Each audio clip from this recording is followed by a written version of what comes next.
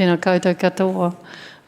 Ko Lyn Carter tōku ingoa no kaitahu ka ti mamoi me waitaha o te waipounamu. Ko tōku mahi I tēnei ahi ki te naumai harimai kia koutou mo tēnei kōrerorero o te ao hurihuri o te mahi o me te riri o Tāwhirimātea. Nō reira, mihi atu ki ngā mana whenua o tēnei takiwā ko Ngāti Whātua ki o rākei, tēnā koutou ki Ngāti Whātua. Ki ngā mate e harimai, ki ngā tipuna e harimai, ki tautoko ai ki tēnei kōrero I tēnei ahi.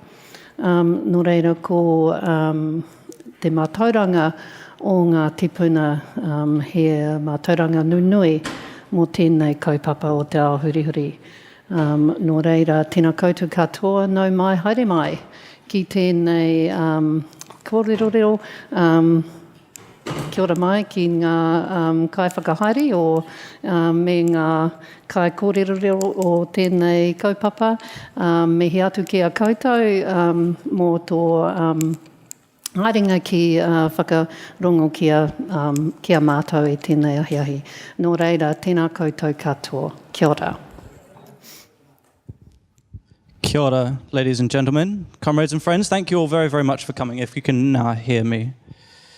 Thank you all very much for coming. I hope you're all very well fed and watered. And thank you for coming to this panel discussion on climate change in Aotearoa and what we can do potentially to stop it. My name is James Robbins. I'm the managing editor of The Big Q. And before we begin, I just wanted to explain something of who we are and what we do. The Big Q was started in 2016, I believe, with the intention of bridging the gap between scholarship and academia and the mainstream media, to conduct debate, to settle arguments, to reveal new ideas and new scholarship, and communicate that in the clearest way possible. Now, over the last 2 years, we have, I think, published over 350 articles, interviews, podcasts, videos, held many, many symposia. There have been some very serious and urgent questions. Can we end homelessness in New Zealand? Are our Indigenous communities really free? Do 3 strikes laws work? And perhaps rather tantalizingly, what types of criminal proceedings are possible for a US president? Sometimes there have been light-hearted stories. For example, is Netflix killing the cinema? Is mind control possible? Why are we sending worms to space? And one of my personal favorites, do dogs really, truly understand what we tell them? We've held symposiums and lectures and panels on topics like the future of food and free speech. We've engaged scholars from across the country and across the world. But one consistent topic that we've covered in depth throughout the entire run of the Big Q, something that we've covered exhaustively, has been climate change. And the catastrophe that is already, well, it's not just looming, it's already upon us, whether we choose to act or not. This is our last event of the year, and it's also a celebration of sorts of how far we've come. So on behalf of the Big Q and the Project for Public Interest Media, I want to thank everyone who has helped us over the past 2 years, whether you've written something for us or contributed your expertise in some kind of way, booked a lecture theatre, created a poster, produced a podcast or video, provided catering, organised the payroll. We thank you for your time and energy. Now, before I introduce the panel this evening, a quick bit of housekeeping. The panel will talk for about 45 minutes, and then after that we'll have a Q&A. One of the Big Q team will pass a microphone around, and we implore you, intelligent, witty questions only, please. No political manifestos, no screeds, no speeches, otherwise you'll just have the microphone taken off you. So with that out of the way, we're delighted to present to you some of the finest scholars in the country dealing with the subject of climate change. Dr. James Renwick, I hope I have these right, I haven't checked with them. Dr. James Renwick is a professor in the School of Geography, Environment and Earth Sciences at Victoria University. Am I doing okay so far? Is that right? Okay. He received his PhD in Atmospheric Sciences from the University of Washington, and for the last several years has been involved with the Intergovernmental Panel on Climate Change, which just a few months ago gave us yet another serious wake-up call on the coming danger. Dr. Lyn Carter is a professor with Te Tumu, the School of Māori Pacific and Indigenous Studies at Aotearoa University. She received her PhD from the University of Auckland, and her forthcoming book from Palgrave is entitled Indigenous Pacific Approaches to Climate Change in Aotearoa, New Zealand. Dr. Sylvia Nissen joins us from Lincoln University, where she is a lecturer in the Department of Environmental Management. Sylvia received her PhD from Canterbury, where she is also a postdoctoral fellow in the Department of Political Science. Is that right too? That's finished now, but yeah, it was right. Forget you ever heard it. On top of that, is she now a research fellow in the Centre for the Understanding of Sustainable Prosperity? Part of the University of Surrey. Good. And finally, Dr. Meg Parsons received her PhD from the University of Sydney. Is that right? Good. I'm not doing too badly. And though she is a lecturer in the School of the Environment here in Auckland, her work crosses over the borders of history and geography and Indigenous studies. And to top it all off, Maria Armoudian is our chair this evening. She is a senior lecturer in politics and international relations here at Auckland. And of course, she is the director of the Project for Public Interest Media, and therefore my boss. Please give them a warm welcome.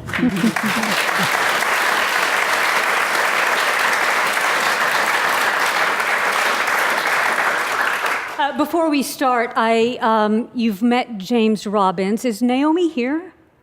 Naomi is not here yet, but we have Tim Page, Mike Hurst, and Sam Smith here. I just want you to meet the core of the team. I never thought I would get to work with such remarkable, talented people, and they are truly extraordinary.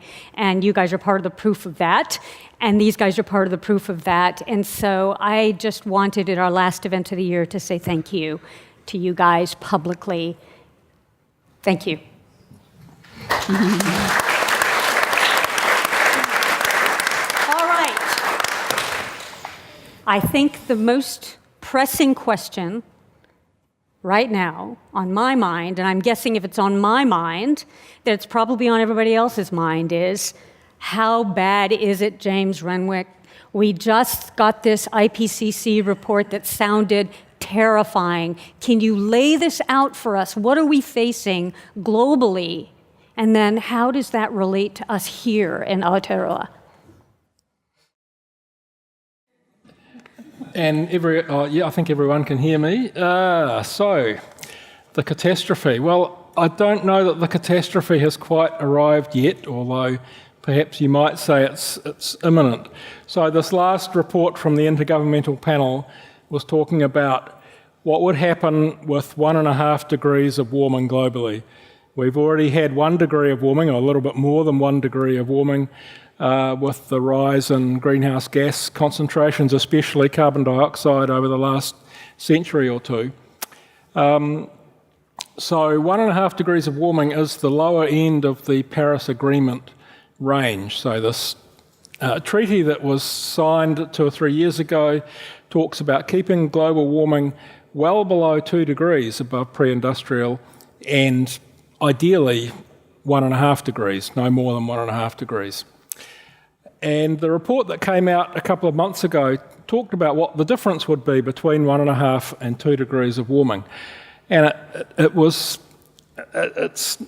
new information as far as I'm concerned, but the way it was pitched, I think, was quite new to a lot of people. It talked about, for instance, 70 to 90% of the Great Barrier Reef and coral reefs around the world being destroyed at 1.5 degrees.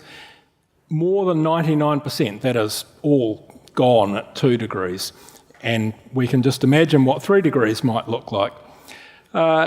So it really brought home to me and to a lot of people what the consequences, I think, are, even of what sounds like a little bit of warming. We've had a little over 1 degree of warming, and I'm sure everybody knows about the huge fires that occurred in California recently, the fires in the tropical rainforest in Queensland just in the last few weeks, droughts and fires in Australia in the middle of winter, heavy extreme rainfall events, including in New Zealand, that have been shown to have a climate change signature because a warmer atmosphere has more moisture in it, so when it rains you tend to get more rain. I saw a report just yesterday, I think, some of the rainfall that's fallen in Queensland with tropical cyclone Owen that's just passed through there. They were getting rainfall rates of up to 120 millimetres per hour and between 700 and 800 millimetres of rainfall in a day, which is, getting on for a year's rain in a lot of places. Maybe not in tropical northern Queensland, but still, phenomenal amounts of rainfall, and we hear this quite often now, unprecedented rainfalls, amazingly unknown extent of forest fires and unprecedented spread, unprecedented development, rapid development of tropical cyclones, all of these things. This is already happening.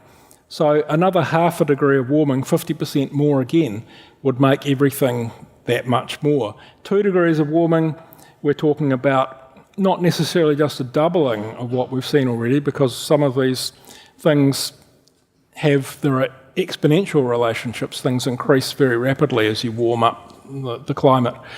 So at 2 degrees of warming, we're looking at really serious effects on ecosystems around the globe, and we're all part of the ecosystem. I think there's sometimes the tendency to think that humanity sometimes is somehow outside of the natural world, that the nature is out there and we're in here, the economy is with us, and the natural world is something we can kind of trade away or something. It's a very dangerous way to look at the world. Humanity is part of the global ecosystem. The global economy is part of the global ecosystem. If we don't have a well-functioning biosphere, we're not going to have well-functioning economies or societies or anything like that. So how bad could it get is really the question. And it's, how long is a piece of string, I guess. As the warming increases, we start to see more extremes of rainfall at both ends of the scale, so more intense droughts that last longer, and also bigger, heavy rainfall events that flood parts of the world, cause landslides, disruption and so on. More extreme heat waves, and it's pretty clear that if we keep going the way we have the last few decades, then by the 2040s, most of the tropics around the globe would be experiencing high temperatures that would be completely unknown, completely off the scale. It would take a bit longer for a place like New Zealand, but even in Australia, in big cities like Sydney and Melbourne, we're talking about temperatures above 50 degrees C, some days in the summer, within the next 50 or 60 years. And these things are major public health concerns and concerns for city councils, for governments. Public infrastructure really starts to get affected when you have really high temperatures. Oh boy. Don't know if there's a thunderstorm happening outside. I don't think so. And what are the consequences of all this? Well, the things that are most concerning, I think, are major failures in agriculture and crop production in some of the big agricultural production areas of the globe. So the possibility of food shortages, the possibility of famine, of water, either problems with water shortages or with too much water. I've read recently that the Colorado River area or the southwest of the US has been drying out gradually for many years, and it will get to a point fairly soon where there just won't be enough water to support both the land uses and the populations that live in that part of the US. So what happens then? I think, to me, a good way of thinking about this is what's happened in parts of the Middle East and the Mediterranean coast the last few years. The civil war in Syria came on the back of a drought that was considered to be the worst in about 900 years and has a pretty clear climate change fingerprint. not saying that climate change causes a given drought or a flood, but climate change makes certain extremes easier to obtain. So you get into a situation where maybe people are on edge already, the economy is not doing so great, jobs are not that easy to come by, and you either have a spike in food prices or a shortage in food and water, and people get upset. People start getting angry with each other, and if there are guns to hand, then you know what happens next. So the idea of conflict, of warfare, basically, over basic resources like food and water, that's what the future could look like for a lot of the world if we don't stop the warming at something that's at least reasonably manageable. And the other thing that's going on is the ice sheets in Antarctica and Greenland are already melting. Greenland's melting a lot faster than Antarctica because it's further south, closer to the equator basically. Most of Greenland is sort of in the middle latitudes. Antarctica's right over the South Pole, so it's colder and it's more sheltered in a sense from the rest of the world. So the Greenland ice sheet's been melting pretty dramatically for decades now. The Antarctic ice sheets in total have really only started to melt significantly in the last 20 or 30 years. But of course there's an awful lot more ice in Antarctica, so the potential for sea level rise is much greater there. And as far as we can tell from the geological record and from the ice sheet models we have, is that somewhere around 2 degrees of warming globally, maybe a little bit more than that, you get to a point where at least the West Antarctic ice sheet starts to melt irreversibly. So once that starts, the warm water gets over the edge of the continent and underneath the ice, and it lubricates the ice sheet, and basically you can't stop that melt once it starts.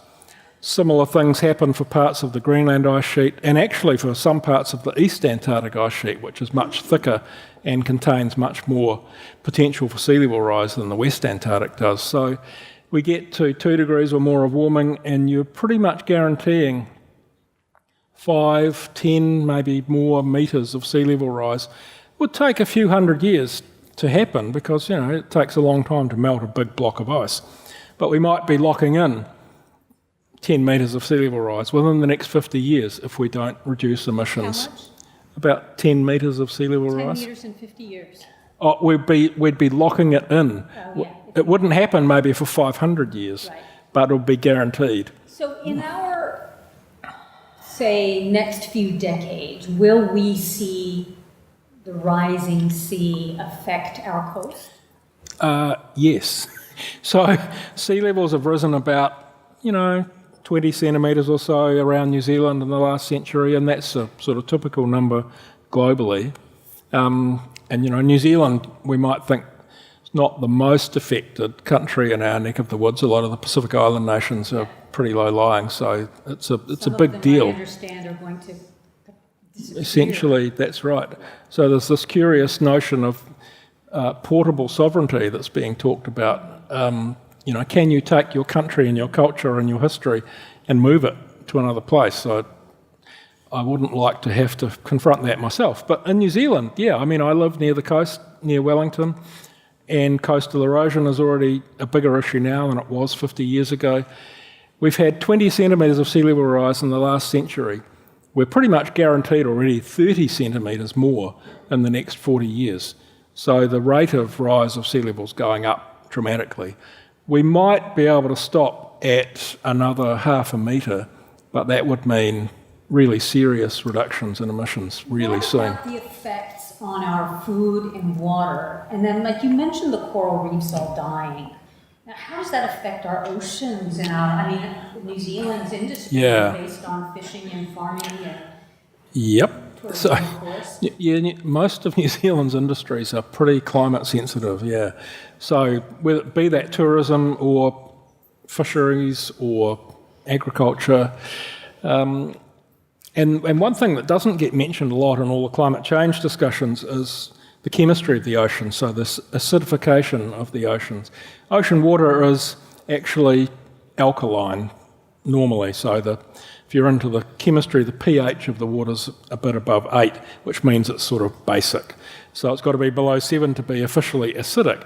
So we're not really making the water acidic, we're making it less alkaline. Anyway, the pH, the number of hydrogen ions in the water is increasing because carbon dioxide, which we're putting into the atmosphere, a fraction of that gets absorbed into the ocean. And when you put that carbon dioxide in the water, it turns into carbonic acid. So you're adding acid to the oceans, basically. And, you know, anything that lives in the ocean doesn't really like that very much. So things that require carbonate compounds to form carbonate shells, like shellfish, like some species of plankton, you know, as things become more acidic in the ocean, as well as warmer, they have a harder and harder time to grow their shells and basically to develop properly. So that would affect aquaculture around New Zealand, but it would also affect some species that are really at the base of a lot of the food webs in the ocean. So the actual consequences, I think we don't know. There are probably thresholds and tipping points there that we're just not familiar with. What about the social, political, economic effects that we're looking at? Sylvia Nissen, let's start with you. What do you see arising from this in terms of our lifestyles and our functioning with each other? Yeah. So I think when you're thinking about the long-term effects of climate for the social and political systems, you sort of need to start now. Where are we now socially and politically? And the Irish theorist John Barry calls it the politics of actually existing unsustainability. And when you think about that context now, it's one of great social inequity. In terms of emissions, we know the wealthiest 10% are estimated to contribute around 45% of global emissions. At the same time, you also have millions around the world, but also thousands within New Zealand who are living in conditions of deprivation, of lacking access to some of those basic resources that we know are needed so that we can live well. And when we're thinking about the long term, those inequities are likely to be exacerbated. So we know that the impacts of a changing climate, of climate breakdown, are going to disproportionately affect those who are already disadvantaged within our societies. We also know that we have political systems that, I saw a good term for it recently, called carbon entanglement, which was a nice way of saying basically that particularly fossil fuel providers do have privileged access within our democratic processes. And some of those who are most likely to experience the effects of climate breakdown, like young people, like future generations, are those with the least voice within our political process. And so there's, I think, thinking long term, the social inequity element is absolutely vital. And that was something really important that the most recent IPCC report brought to the table. As it said, it's actually not just about carbon emissions, although that's really important, but this effort, this really truly heroic effort to reduce carbon emissions also has to come at the same time that we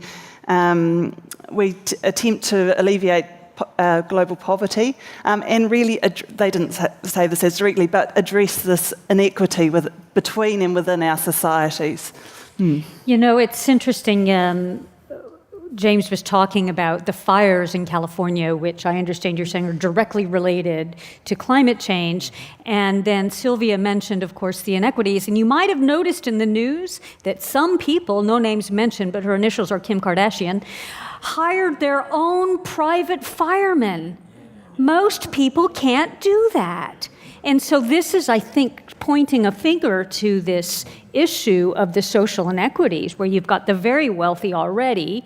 They can defend their property. They can defend by, spending more hundreds of thousands of dollars on hiring people. But most of us can't actually do that.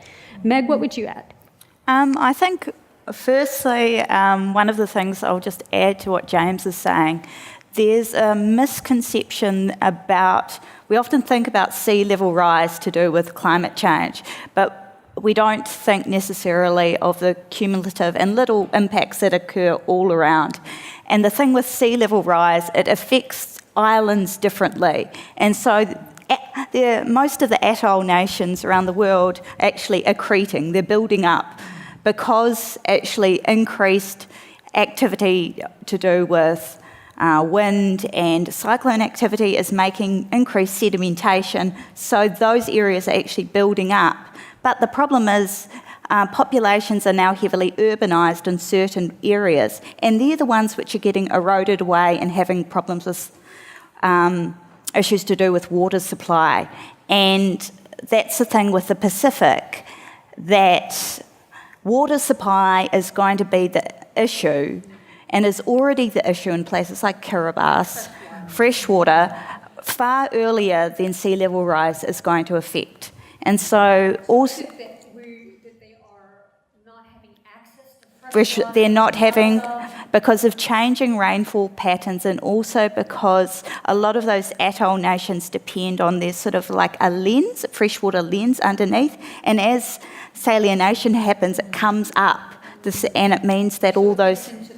So that's happening all across the Pacific in small islands, and that means that they can't grow crops, and they fundamentally are limited options except for like desalination, which has the flip side of being very expensive, but also generates a huge amount of greenhouse gas emissions. So I think when we're talking about inequities, we have to talk also about New Zealand's relationship to the Pacific and what that means in terms of my own research is focused on adaptation. So if you don't know, adaptation is adapting to the impacts of climate change. Because even if we stopped all emissions today, we're still going to face at least another 200 years of warming because of the lag time between when we emit and the warming we see in the atmosphere. So irrespective of whether you believe in climate change or not, we all agree that New Zealand has issues of how it addresses extreme weather events, how it's dealing with its freshwater supplies, and broadly more environmental issues. And climate change makes everything a little bit worse, and it's going to get worse and worse over time. So it's now time to think long-term about the social, political, and ecological aspects of it. Even things to do with, we don't really think about the ways in which I'm originally from the Eastern Bay of Plenty, from Opotiki, and many of people I know were affected by the Edgecombe flood. And that had a disproportionate impact on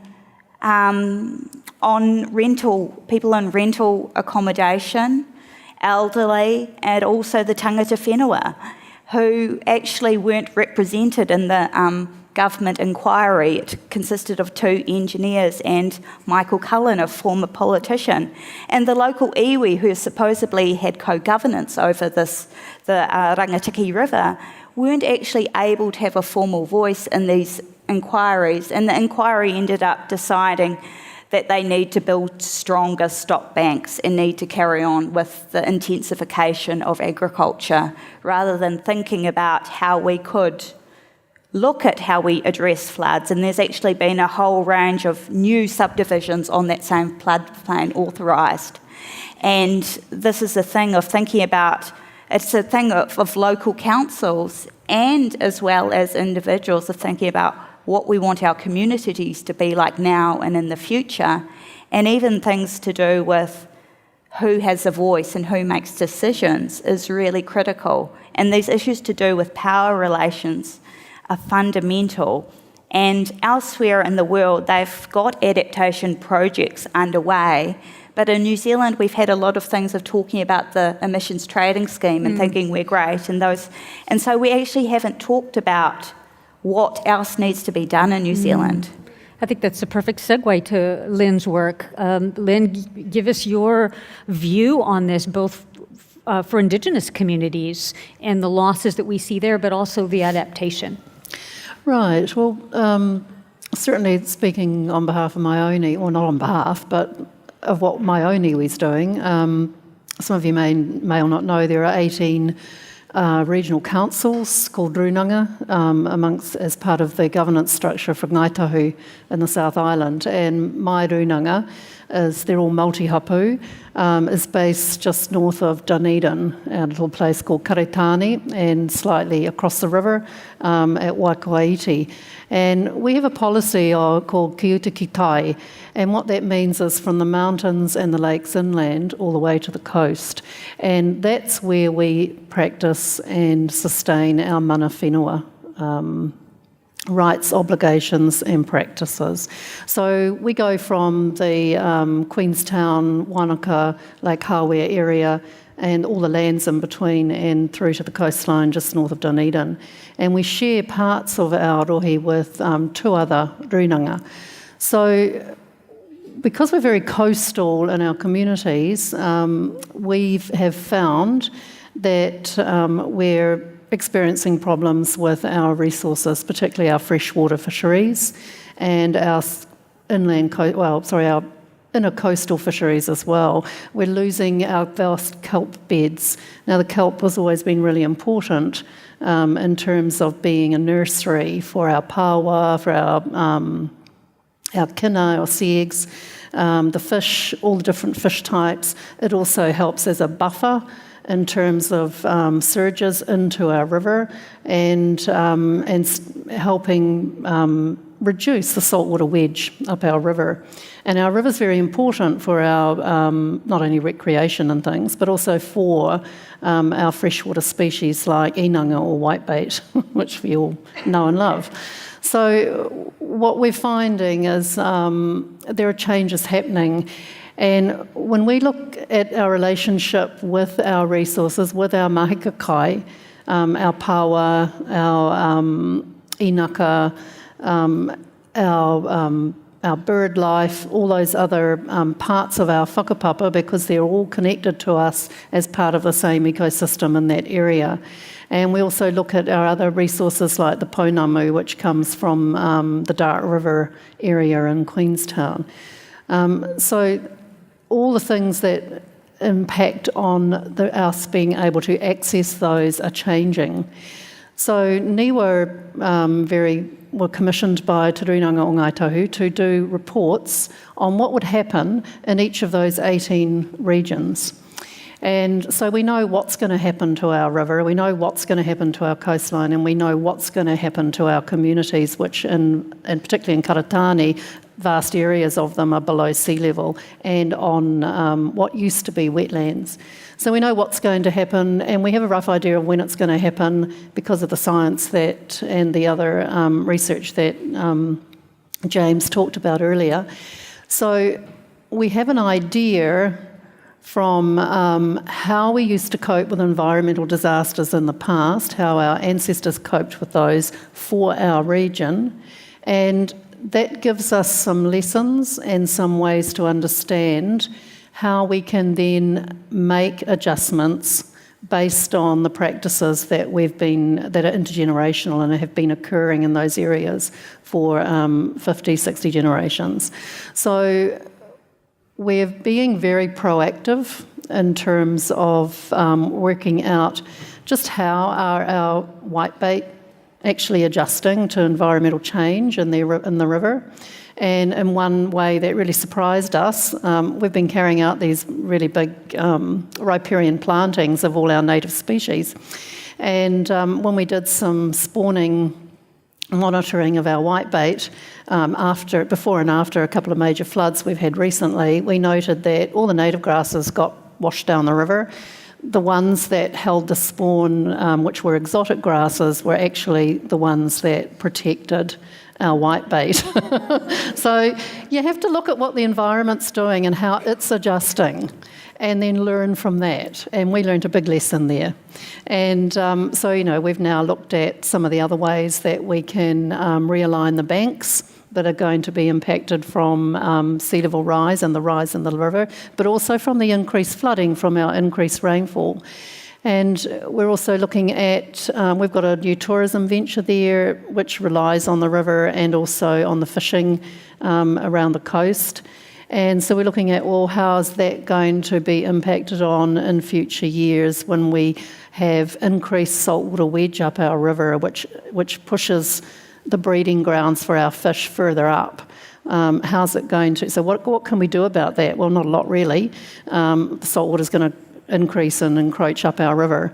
And we have to think, how can we live with that? How can we now live in that environment where we have a larger saltwater wedge up our river? So we know it's going to happen, so how can we adjust to that? So it's not about trying to, well, I guess it is a little bit about fighting some of those changes, but it's looking at the challenges and looking at how we're going to adjust to them.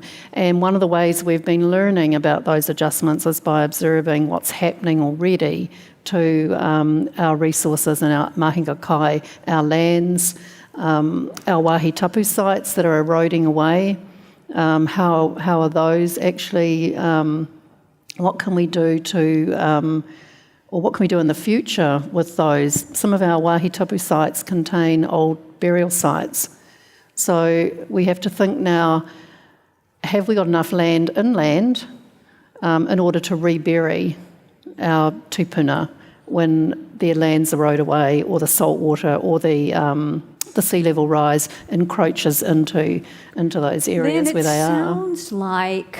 It sounds like from all of us a little bit that we're like tinkering around the edges. Like, there's this gargantuan, problem that's going to hit us in the face and bowl us all over, and we're tinkering around the edges trying to preserve this thing and that thing and the other thing, and oh my God, let's go over here and fix this, and oh my God, let's go over here and fix this, and let's make sure that we get a little bit here. James, maybe this is for you. I mean, given that we've got, the United States, China's not so great. Russia's being sort of a jerk on the issue. And we're little old New Zealand here in the middle of the South Pacific. I mean, can we make a contribution in slowing this down? And what do we need to do? Yeah, we can. Absolutely. The Chinese and the Americans and the Brazilians and the Indians, as nations, do emit way more greenhouse gases than New Zealand does, but per head of population, New Zealand is right up there. We're in the top 10. What are the things? I know farming is a big thing. Yeah. And I know our cars are a big thing. Yeah. And our forestry is a big thing. Yeah. Where are our emissions coming from? So, in terms of growth in emissions in the last 20 or 30 years, the biggest areas have been transportation and industry. So, energy generation for industrial plant or industrial energy use generally. And, like the example of Fonterra wanting to build a milk drying plant in Canterbury, and they want to have coal-fired boilers to do that rather than renewable electricity, which is just crazy as far as I'm concerned. And will eventually, if it hasn't already, shoot us in the foot in terms of this clean green image we try to push to the world. So New Zealand is clean and green only because not many people live here, essentially. And the average New Zealander throws away twice as much waste as the average OECD member country person. We have one of the highest car ownership rates in the world. And I'm saying all this, I'm not trying to... I'm like everybody else, I'm not squeaky clean. You have a car? Yeah, I have a car. Yeah, I have a car. I drive it occasionally. Not today. But I flew on a plane to get here today. And you can plant a tree. But you're offsetting. You said I'm you're offsetting, yeah, sure. But anyway... What about the whole diet thing? You hear this, people talking about if more people would decrease their meat intake by 10%, 20%, or even be super courageous and go vegetarian, that would reduce our emissions by an enormous amount. Is that true? It is, yeah. And there's some very nice statistics. I think that IPCC report, for instance, has some of this stuff. Yes, meat production is one of the more greenhouse gas intensive ways to produce food, but red meat especially really stands out. White meat is better than red meat if you're going to continue to eat meat. So reducing your red meat consumption does actually contribute quite nicely. So you can do that. You can reduce your carbon footprint by using public transport more, by flying less, all of these things. How much of a difference would it make if all of us did that? If everybody... Would it help counter the big, gorilla in the room, the United States, Russia, China?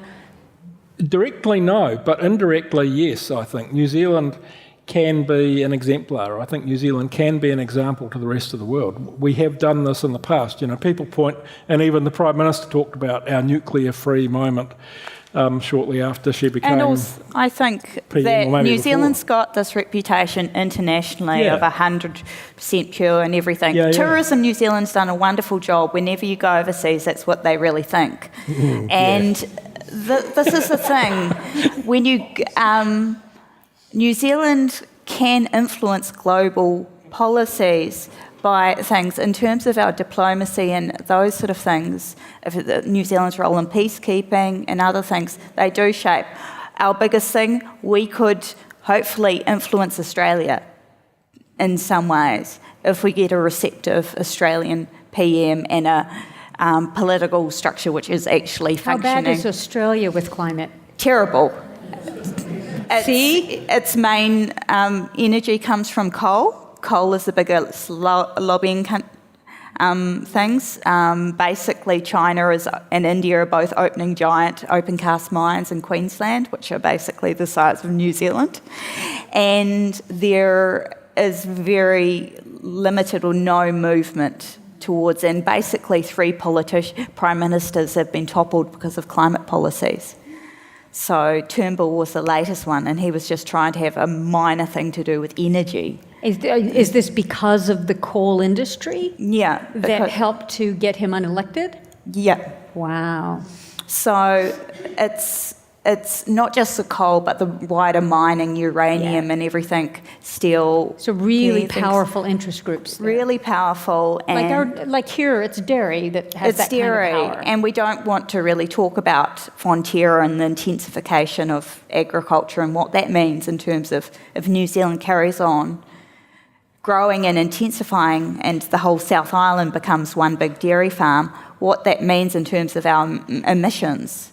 Because methane, it's not as bad as carbon dioxide, but it heats up the atmosphere a lot faster than carbon dioxide. So what is the answer for New Zealand? Suppose we said, okay, we're not going to intensify dairy anymore, we're not going to rely on this economically anymore. What is the answer? Where do we go? There's not one answer. And this is the thing, is it's always going to be very region dependent, and because different areas are suited for different things. It's diversification within and across regions. And it also has to be a bottom-up discussion that happens. I think there's a real risk, especially when you're working in something we in Christchurch know very well after the earthquakes, is when you have an emergency situation, you can, in a crisis situation, which is what we are facing with the climate catastrophe, and it needs to be treated as a crisis, as Greta Thunberg reminded us, the 15-year-old Swedish activist. But the risk of the crisis language is that you create a state of exceptionalism in which democratic processes go out the window. And that matters for many reasons, especially how inclusive the policies we are. It can tend to engender top-down sort of approaches that can sort of reinforce the status quo rather than actually developing different approaches. And so I think we have to be quite cautious going forward that while, yes, it is a crisis, and yes, we should be channeling all our efforts and towards this area, we also have to, because we're going to have these events more and more often, we have to be prepared so that we don't end up in this crisis and state of exception every time, because if we are in a constant state of exception, we really risk alienating all of us. And for those powers that are already there, those power relations that are already informing our climate politics to persist. And I think also the thing with the crisis and the way we talk about climate change is often it is fearful, and it makes people, which is things, it makes people aware of the issue and concerned about it. But there's a lot of research which shows that it serves to disempower. It actually makes people, you see sad polar bears on ice caps, you see people in developing countries in disasters, and you feel something. But you also feel it's too big a thing, that you can't do anything. It's a gorilla in the room, that it's too big, and it's also something remote and distant from you. And so you can go about your daily life without actually having to address it, because it's too hard. Plus, the structure, our social structure, our political structure, our economic structure requires us to go on with our lives. Yeah. And so the question is, how do we go on with our lives Well, I and think still... there's a flip side of having the ways in which we communicate about climate change and talk about it. We need to have, yes, the things of catastrophe and crisis and concern, but we also need emphasis, as I said, on the local, but also we need images and stories and narratives and plans which show sort of transformation of futures which are possible, of potentials of people actually doing things, even if it's people cycling or using their recycle people bags. Cycled here. Thank you for that. Or various other things. All those small things do add up to energy savings, and those sort of things also add up to growing political consciousness from individuals about what is acceptable and unacceptable behaviour and what they expect the politicians to do. The last thing I want to open it up and get some questions. And so, Sam, if you want to jump up with the microphone, I just want to say that Sam is going to hold the microphone for you guys if you have some questions. So he won't let go. He's very... he won't let you hold it. I know him. He's just like, that's my mic, don't touch it. But before we do, one of the things that we've noticed at the Big Q, we've got a Facebook page, is that there's a lot of sort of belief of conspiracy theories that climate change is not really man-made and it's just cyclical and all of these sorts of things. But this, obviously the science is saying something completely different. But how do we speak to people who are so convinced that this is either a conspiracy or it's not true or it's just going to cycle back or it's nothing? Do you see what I'm saying? Who would like to address that? Go. I can't say exactly how you address that. Some people are never going to believe that it's human-induced. But certainly in terms of my iwi, we just get on with it. We educate, we say what we're doing in terms of reducing our emissions on our forest. Ngātahu has extensive forestry and farming interests. I'm not going to lie, we've got huge dairy farms in the South Island, and we're in forestry as well. So we're very much part of the problem, just as a lot of other industries are. And in fact, I think we've recently, Ngātahu Farming has recently joined that group of people who are looking with Shell, Z Energy and other groups that are looking at ways of reducing their greenhouse gas emissions. But we know it's there. We've just released a strategy for our climate change policy, and what that's done is given the bottom-up voice, like the individuals within the iwi, the voice to actually question what our industry and what our businesses are doing. And, everyone's heard, we're the billion-dollar iwi. Well, we don't want to be known as the billion-dollar iwi because that's just putting an economic face on us. And actually, we're very concerned peoples about, what's happening to our environment, which we are supposedly kaitiaki of. So we just get on with it, basically. We've got our policies in place. We're looking at individual ones for each rūnaka. We're looking at ways we can contribute. Certainly at my marae, we've had an energy audit done, how we can be more efficient with our energy. We're looking at getting, because we live 30 minutes out of Dunedin and a lot of our elders live in Dunedin, we're looking at getting an electric vehicle that could bring them out to the marae and electric people mover. I mean, they might sound like little things, but as I said, we're just getting on with it and educating as we go. I guess I wanted to make a larger point about the danger of climate policy that overly relies on sort of a technological fix. Because, and I'm talking about this in the context of wider climate denial, because we're at this moment, and it's a moment where we have to make these radical transformations within our societies. We're also at a political moment when we've got populism, rising populism, which is in part a matter of xenophobia, but it's also a matter of frustration about the distribution of benefits within societies, and it's a distrust of political elites and more of the same, and distrust of science kind of becomes wrapped up in that as well. And so I think it really speaks to the importance of tying these conversations about climate and inequity together. It's not just enough to have an emissions trading scheme at the centre of your climate policy. Yes, it matters that you've got a price signal, but that's also just putting a price on and hoping for the best, and it doesn't actually tackle those wider issues of inequity, especially when you've got an emissions trading scheme we're only just talking about putting a cap on, and it's got a top price limit, but we don't have a bottom limit. And so I think, when we're talking about those wider discussions about scepticism of climate, I think it has to be linked to those discussions. Also, as well.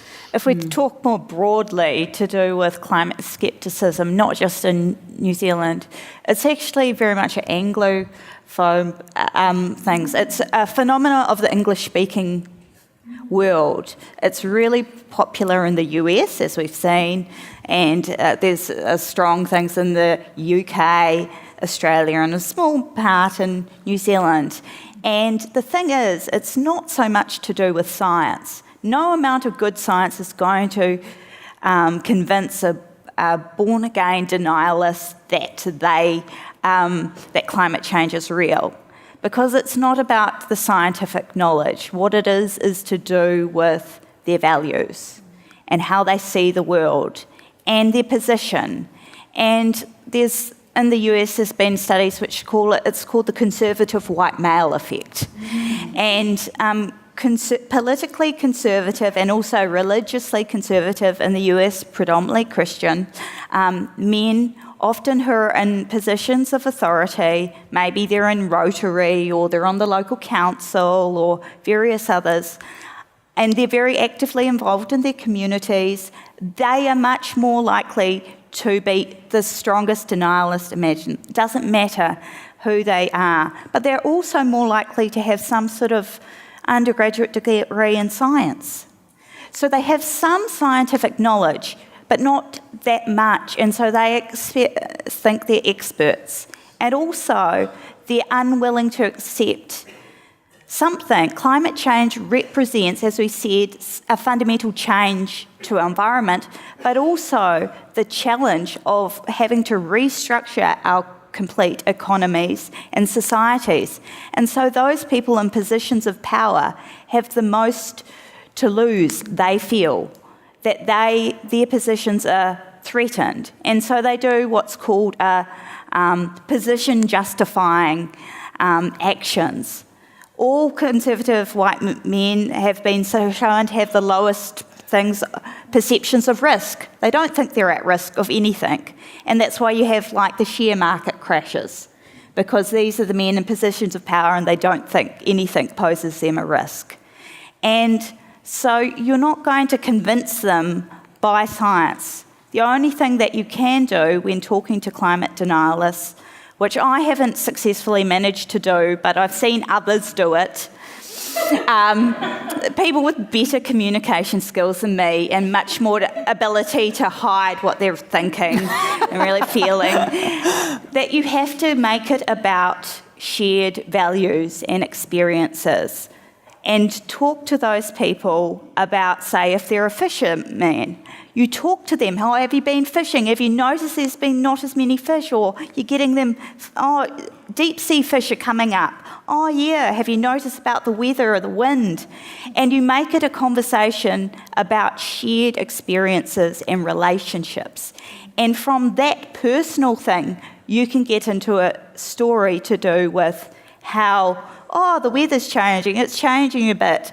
And slowly through that, you can get people, once you've got that social relationship, to shift. And the same thing has been going on with some scientists and social scientists in Australia to do with pastoral farming in very remote areas of Australia, of getting them, talking about drought and talking about things, and actually they're doing things to try and improve the way they manage drought and water and fire. And oftentimes it's the women who are the key. You get the women on board, and they're much more likely to use their social networks to influence others. Who knew it was so gendered? It is very gendered. And that's like the thing of that we should think of climate change as a catastrophe, but also as something which provides us with the opportunity to make things better for future generations. And to work together to do something like that, like a collective project, like a real humanitarian collective project. Yeah, it's forcing go ahead. It's forcing a transition in our social organisation and the way that we relate to each other. And as Sylvia picked up earlier, it's not just about economic considerations. It's about our values and stories. Everyone has a story about. I think I said it earlier. We had our one day of summer today in Dunedin, and I missed it. So I think it's 25 degrees or something. But everyone has stories about how the weather's changing, how they don't catch as many fish, how. That last flood, it's still, surrounding the houses. We've got water. I went to a house in my community, and when she lifted a floorboard in her bathroom, there was water pooled underneath it. And so everyone has stories about it, and they share them, and that's how you get momentum with people talking about what's happening to them, and everyone else realises, well, that's happening to me as well. Yeah. All right, Sam, can you raise your hand if you'd like to, and Sam will run over to you. Who are you starting with, Sam? Okay. Hi, first of all, thank you very much. Very enjoyable talk and perspectives. Question is regarding positive and negative feedback in so-called runaway climate change, which I don't think was really touched upon much. And also, one thing I hadn't considered before, the state change of water as ice sheets melt, if that will act to dampen the effect, and the evaporation of water also, the state change taking off energy, and all the other things like methane release from the Siberian tundra and so on, which could, are we at that threshold? Are we at the event horizon? Well, the whole question of feedbacks and thresholds, tipping points is, I guess you would say, a very active area of research in a lot of ways. There are some very well-known feedbacks. You mentioned, phase change of water. There is more water going to the oceans because ice is melting on land from glaciers and ice sheets. And that certainly takes energy. The change from ice to liquid water or liquid water to water vapour is one of the key ways energy gets moved around in the climate system. As the climate warms up, evaporation works more efficiently, and the atmosphere can contain more water vapour when it's warmer. So you tend to get faster evaporation, more water vapour in the air. So that's what leads to bigger rainfall events when they happen. In terms of, you mentioned methane release from, say, permafrost in the Arctic, that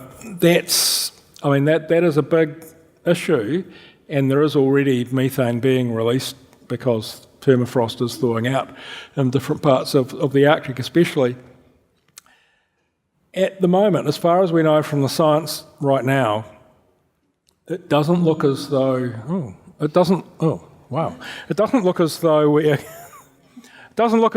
we're going to have some kind of catastrophic release of, there we are.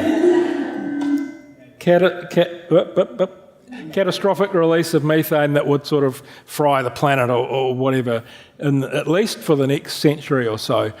It's adding to the problem, certainly, but there's no indication that either from the permafrost or from the ocean floor, these methane clathrates are suddenly going to burp up and add 10 degrees of warming or something like that. That's really not on the cards right now. But like a lot of things, the more we look into these issues, the faster things seem to be happening. So it's a bit of a watch this space, but right now that's not seen to be a major concern. One of the big thresholds that is well understood now, as I mentioned before, around sea level rise, about the melting of some of the bits, at least bits of the ice sheets. And we understand pretty well that happens at around 2 degrees of warming, maybe plus a little bit. But, yeah. What about shutting down the Gulf Stream? Shutting down the Gulf Stream, so the deep ocean circulation. And that's... So this is, if anyone's seen the movie The Day After Tomorrow, you'll know all about what happens. The paleoclimate scientist gets the girl in the end, which is the important thing. So the Gulf Stream, or the surface currents in the North Atlantic, which are part of this big overturning circulation in the ocean, which takes about 1,000 years to do one cycle around, that circulation has been weakening since we've been observing it well, which is only for the last 30 or so years. So we don't know how much it varies naturally, actually. But again, using ocean models and using the observations we have and using the geological record to look back at what's happened in the past, it certainly has shut down in the past, and it is weakening. We need to be on the highest trajectory for carbon dioxide emissions for at least another 100 years to really knock it on the head. So again, it looks as though it's slowing down. It probably will continue to slow down for a bit yet. But if we do, get on top of the emissions, if we do what we're supposed to under the Paris Agreement, it would then start to recover. So it's weakening, but it's not, again, doesn't look like it's going to switch off anytime soon. All right, let's see some more hands. Sam will run around. Sam, you keep running past the front row. Hi. In the last few months, perhaps as a sign of desperation, I've seen a lot more work published about geoengineering solutions. I don't need to discuss why they're a bad idea, but where are they coming from? I don't know. Well, geoengineering as a concept is, you might say it's come around for sort of obvious reasons. Ideas like, when a big volcano erupts in the tropics, like Mount Pinatubo in the early 1990s, puts a lot of gunk into the stratosphere, and that blocks out sunlight, so it cools the Earth. So a number of people have suggested, well, let's actually do this ourselves. Let's fire gunk into the stratosphere on an ongoing basis to just basically would have the effect of turning down the sun for us, so that would cool the planet. That's one of the main things that's discussed, called solar radiation management, SRM. Lots of issues with that. What you're saying is, let's put some crap in the air over here to counteract the other crap that we're putting in the air. Why not just turn off the tap on the carbon emissions? That would be more cost effective. Plus, blocking out sunlight would cool the planet, but it would have other effects on rainfall patterns that, we're already affecting the way the hydrological cycle works. Reducing the amount of sunlight falling on the Earth would have other effects on the hydrological cycle, so it wouldn't necessarily fix things in terms of water availability. Plus, it does nothing to affect the amount of carbon dioxide being absorbed in the ocean, so it does nothing about ocean acidification.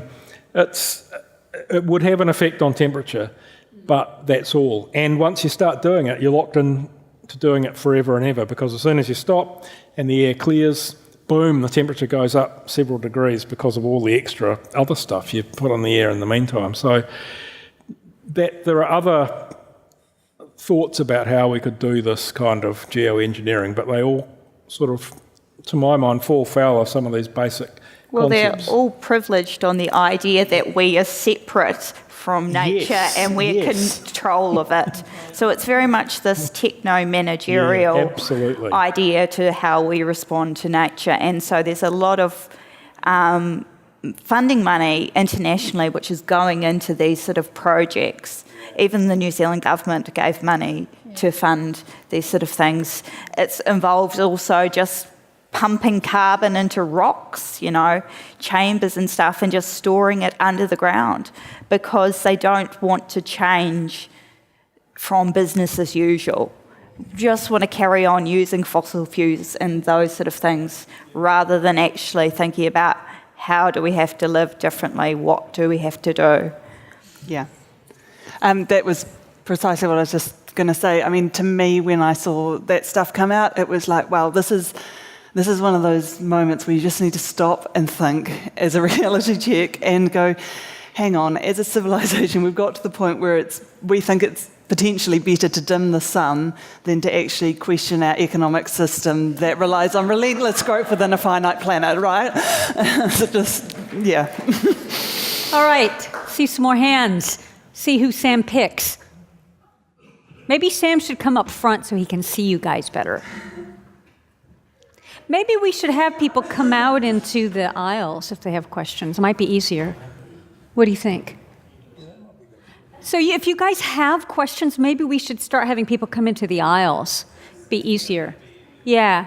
Do you guys want to? Yeah. Hi. I have two questions. One, just off the back of you talking about the way we have conversations with different types of people, like with the fishermen, talk about the fish. How would you propose we sort of talk to people that are in different sects of our communities, so like big South Asian populations or big East Asian populations that are holding on to some of the values that they have come with, but how do we as a society communicate what we know over here with them? Well, I think the thing is with a lot of, having done work in the Pacific and with Indigenous communities in Australia, I think often I find the key thing to talk about is their own understandings of weather and the environment first, and that's the beginning of getting people talking about what they already know and how they relate it. And then you have a conversation of whether they've noticed any changes and then what the science is. And it's starting from, rather than being top down of an expert telling somebody things, it's actually getting them to talk about it first, and then it's a sharing of knowledges rather than sort of trying to force scientific knowledge down onto people. It really is a case of, they talk about co-producing knowledge. It's trying to get different groups of people together who have different knowledges, whether it be Western science and Indigenous, and sort of getting them involved in projects and also in policy making, which allows for different viewpoints to be expressed. I would just add, so I'm working on a project with Bronwyn Hayward at the University of Canterbury, looking at young people living in 7 cities around the world. And one of the fascinating things about that project has just been realising how many of those concepts we take for granted here don't travel. And so it's a really, and I think that's a big deficit in our knowledge, is those types of conversations about what ideas work across different cultures and places. And one of the ideas that I do think does travel, though, is that of intergenerational equity, because we talk about it in different ways, but it exists, I think, in many different places. That, the birth of a child and how that affects us, and how that makes us think about legacies and, kaitiakitanga. It comes in different forms. But also just within communities, mentoring, support, those relationships. So there's different ways of coming at the issue which open out that wider discussion.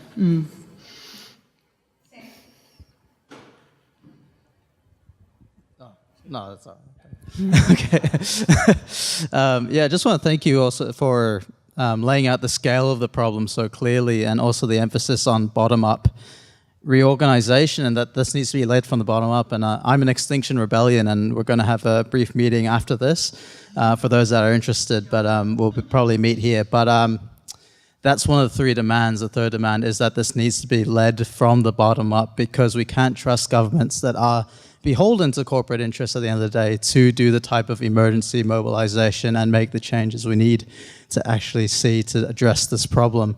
So I'm just wondering, I think what you say is absolutely right, that the scale of the problem is so big and most people feel disempowered because the gap is too big and the power is in the hands of corporates, and we don't seem to have much power on our own. Even if we stopped eating meat, most of our cows are there to make milk for people around the world. It wouldn't make that much difference to our dairy industry. So my question is, how much do you think we need to reorganize from the bottom up, return power to the grassroots? How can we make sure that we can do that process in a fast enough way, led from the bottom up? What does that look like?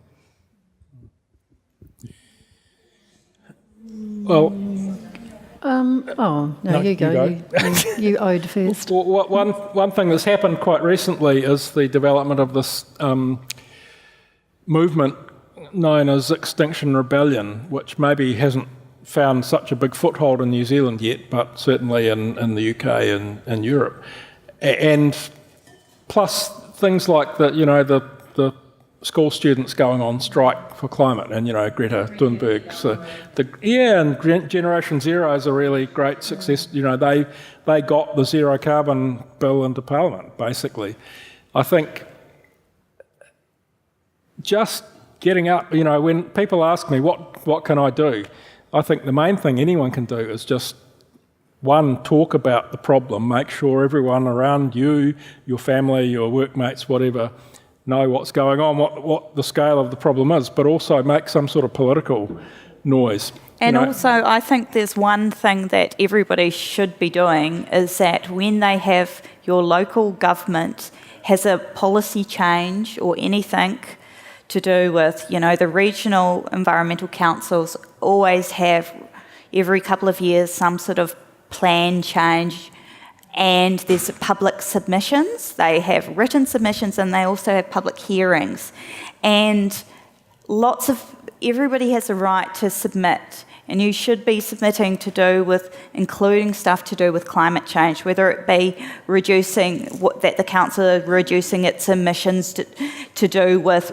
their use of disposal of waste, or whether it's to do with constraints on buildings to make sure they're meeting some sort of eco standard, or whether it's to do with looking at flooding and whether they're doing restorations of wetlands as a means to reduce flooding incidents. And all these minor things actually could change our landscape if we actually mobilise, because I've read through thousands of submissions of Waikato river plan change, and there was very few to do with climate change. And the same with the Bay of Plenty. People didn't submit, and there'd be maybe one mention in the whole policy to do with climate change. And we need to think broadly across everything. So both think about your local government officials. Who's there? Are they representing your interests? And are they actually doing something? Can I jump in? Because I think it's really really support. I mean, the thing with citizen action, what makes it really powerful is, there's many things that make it powerful, but also it gives support in a context where we do have a very well-funded, well-resourced fossil fuel lobby. Citizen action in whatever shape or form lends support to those politicians who do actually want to do stuff. They're not all corrupt bastards.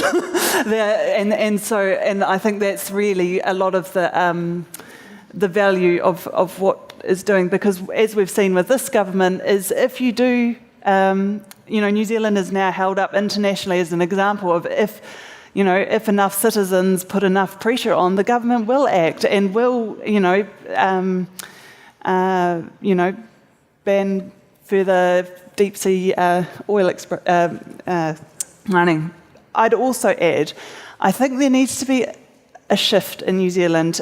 We've focused so much on reducing demand through individual actions like eating less meat, driving less, buying more efficient this and that, getting your electric car.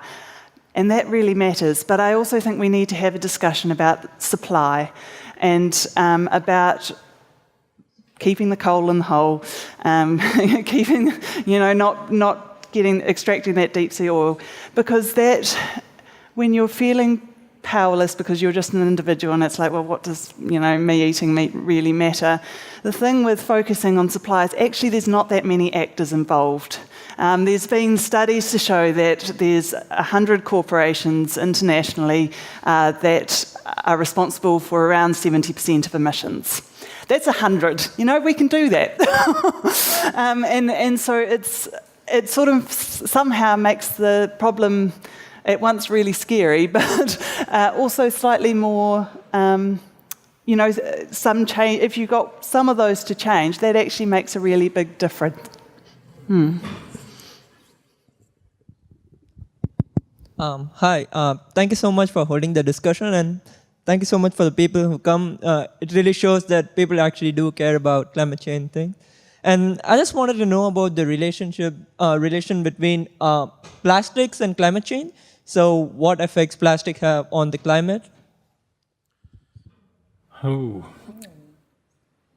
Someone asked me this kind of question the other day, and I realised I don't know much about the production of plastics and what that implies in terms of greenhouse gas emissions.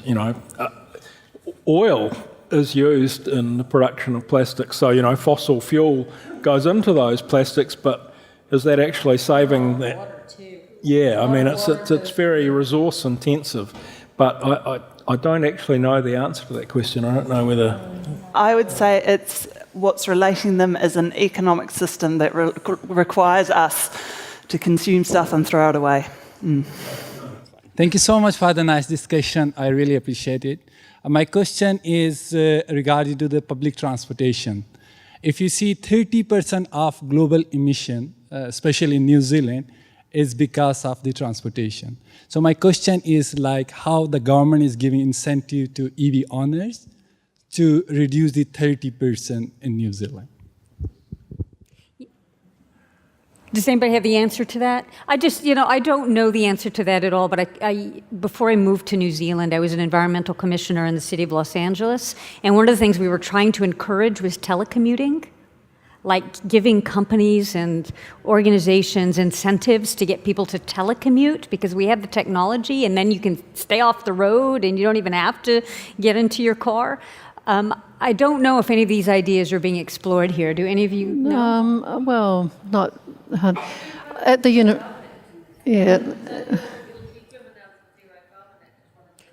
It's hard to actually, when you don't have the mic. It's a zero. She was saying that within the zero carbon bill, those sort of things are meant to be in there. Yeah. There's meant to be some sort of incentives to get people transitioning to hybrids So where and is electric. that now, the zero carbon bill? Well,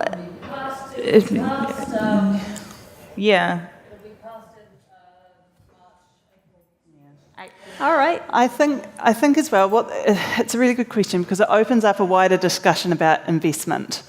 Because so much of our investment has gone towards either infrastructures that are based on fossil fuels or in fossil fuels themselves and the extraction of rents from that, and also into short-term profits. So it's a real rethinking of where our investment is going towards those kind of long-term intergenerational products that allow us to live well publicly in low-carbon ways. And so, a lot of the arguments around investment are like, radio, we should move it away from fossil fuels, divest our universities, divest divest our, super fund, fully divest our super fund, and move it into green technologies. But there's also, we can go beyond that, beyond just the green technologies, and say, okay, we also need to invest in our civic infrastructure, in those public transport systems that actually allow people to not drive their car. It doesn't matter what incomes they have, that they're able to take public transport from wherever they live. And also into those, in New Zealand we're very lucky and we say we're lucky because we have, our electricity generation is largely renewable. Well, that was a huge investment that happened 50 years ago. We need that equivalent type of investment now that is going to be lasting 50 to 100 to 200 years into the future. We've mostly done the electricity. Now let's think about our transport networks. Yeah. And it is happening around the world. One of my former students works for the government in Sao Paulo in Brazil. They have initiated massive climate policies, the local government, and that includes investment in improving actually the efficiency of the buses. So they run at a certain point, that they run at certain speeds so they don't use as much fuel. They're trying to move towards all electric cars, and there's thousands of kilometres of cycling lanes, as well as trains and walking. And it's been a huge shift, and that actually came about because of public protests. There was a change in government. Our local mayor was elected, and they decided they were going to raise the cost of their bus and travel card, that it was going to cost more. And there was massive riots in Sao Paulo and across Brazil in protest, saying this was unequitable. It was too expensive for ordinary people to get round. And so they actually had to fundamentally change the way they've done things. And it's slowly transitioning. It's not perfect, but it's moving towards things. And if a place like St. Paul in a developing country can do that, then there's no reason somewhere like Auckland can't. Yeah. Well, certainly in Dunedin, the council's invested hugely in cycleways.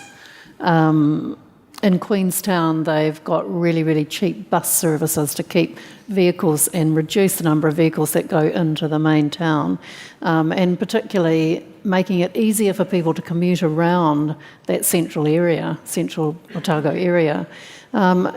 Dunedin's also invested in the charging stations. I think there's 3 or 4 there in the central city now, whereas for at least 18 months there was only one. We've got one at the university. The university encourages Skyping and Zoom instead of face-to-face meetings, because being the furthest away, we have to fly everywhere. If we want to come to any of the other universities, we're pretty much using a lot of carbon footprint. So, there's a huge investment happening to reduce that. Yeah. We've been going for 1 hour and 25 minutes. One more question, is that okay? 2. Okay, 2 more questions. Why don't we take the questions and then respond to them one by one? Great. Well, I'm happy that you'll take my question. I just arrived from Canada this afternoon, and I'm thrilled to be here. It's a great discussion. One of the things one of the big debates that we're dealing with in Canada right now by the Trudeau government is they're trying to impose a carbon tax. They're trying to bring in a carbon tax, and it's something I support. I think it's necessary, but they're meeting a tremendous resistance from kind of populism and others that just the climate deniers. So I'm just asking the question. I guess I'm just curious to know. What's your thought about a carbon tax, and also do you think there's an appetite for that here in New Zealand?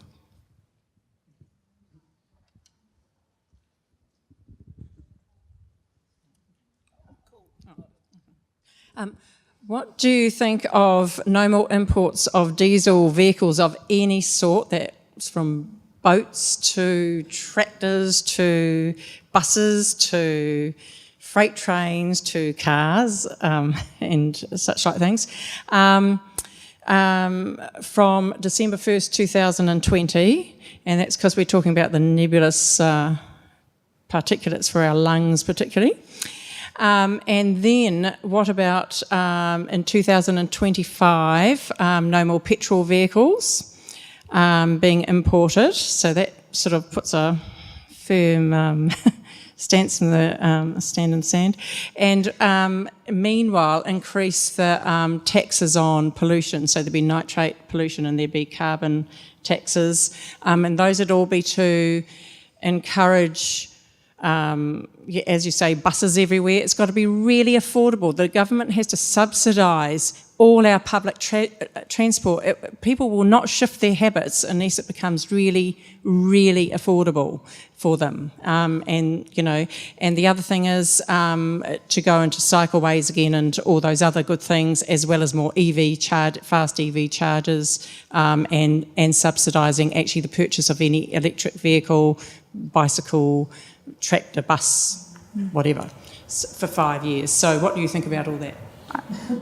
Okay, so can I refer to the carbon tax? Yeah, we'll start with that. Yeah, the carbon tax. There was actually a carbon tax in Australia that only operated for about 4 years, and then it was repealed. But what they actually found was it actually worked in reducing energy consumption and emissions. Most of the emissions in Australia are related to coal and mining activities and energy associated with coal-fire produced energy. But the carbon tax did make a minor difference, a couple $100 a year for ordinary people, but what it did was that the main costs were for the largest businesses. That's where it was felt. And so it was like the 300 top businesses that were affected. And it actually, Tony Abbott took it out and said it was, that was that carbon was good and blah, blah, blah, and we need it. And so in terms of, I can see why there's resistance in Canada to it, but it does have some benefits, and it does work differently than emissions trading schemes, because a general tax is imposed and it's not up to market fluctuations. It's just a flat tax, everybody pays it, and it is, in theory, emissions trading, when there is a cap, is meant to get people, businesses, to shift their behaviour quicker, whereas a tax is something which is a lot more slower to sort of encourage change that way. And in regards to the questions to do with imports and everything, those are good sort of ideas. I don't know whether they're necessarily going to be politically practical, but the thing is, there could be stuff which is in between that, which is things to do with restrictions saying cars that they have to meet an emission standard, and those, when you get your warrant, if you are producing too much emissions, you're out, because that is in place in other countries. And that's something we could look at, of actually only importing cars and vehicles which reach those standards. And the other thing is subsidising cars and vehicles which, whether they're internationally made or made in New Zealand, which are actually low carbon, whether they are electric or hybrid. And the other thing we have to think about in terms of, we've already talked about inequities and stuff, if we're talking about reforming the transport system, we have to think about those people who are the most vulnerable, who don't necessarily, if you're disabled, it's very difficult to get around onto buses. If you live in a rural area, you don't have the same access to public transport and all those sort of things. And so you can't necessarily ban things or impose things, but they actually have to be available and suitable for the whole population. I know people who are in wheelchairs and have serious disabilities in Auckland who struggle to get around because very few of the buses are actually suited for them, and half the time the seats are taken up by other people, and it's so stressful that they just don't go out. And so those are the people that have to, when we're thinking about changes in policy and stuff, have to be at the forefront of decision making. Any other remark before we...